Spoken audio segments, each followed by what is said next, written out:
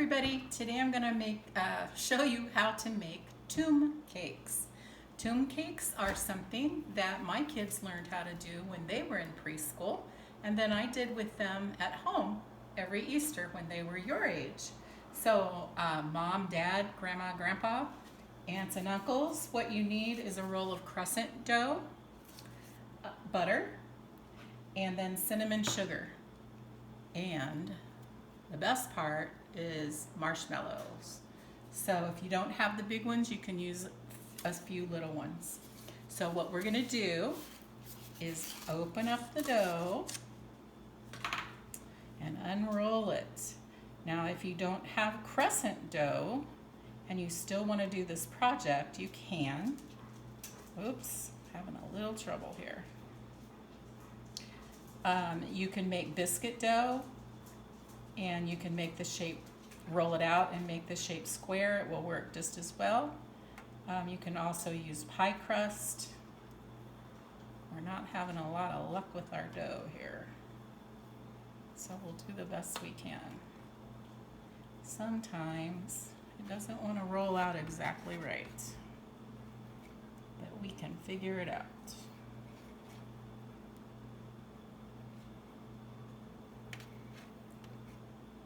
These are called tomb cakes because something very special happens to the marshmallow. So what I'm going to do now is put a little butter on the dough. That makes it just extra yummy.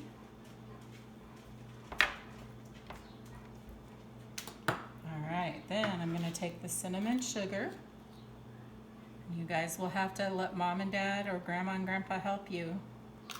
Whoever's with you, let them help you with all of these parts of the project.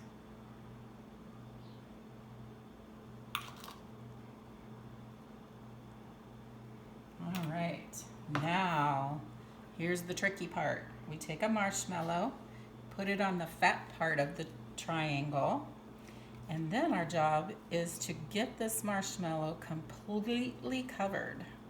We don't want any of the marshmallow showing. So that means you have to take your hands, which I hope you've washed really, really well before you did the project.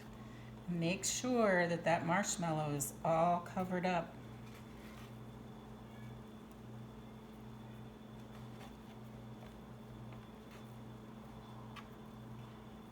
Don't want to see any white.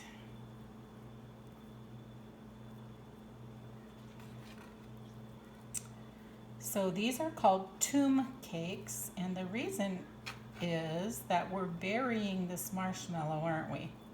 We're covering the marshmallow in the dough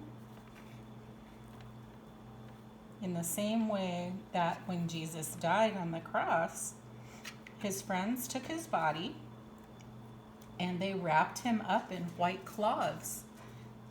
And it kind of looked like this. He was just all wrapped up so that they couldn't see his body. And then I'm going to put them in the oven, and my dough said to put it in the oven for 9 minutes. So that's what I'm going to do.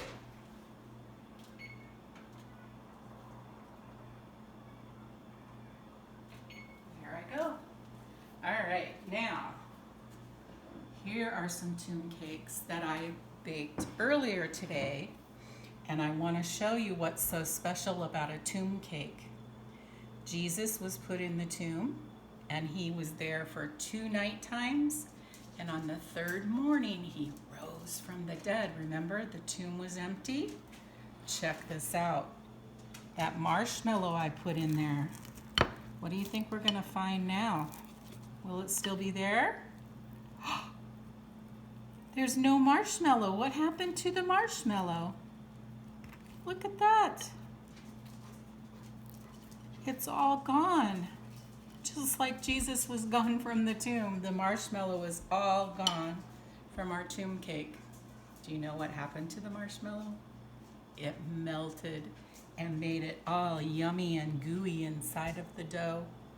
Try it out. It may be your new family tradition. They're very, very yummy. See you later. Bye-bye.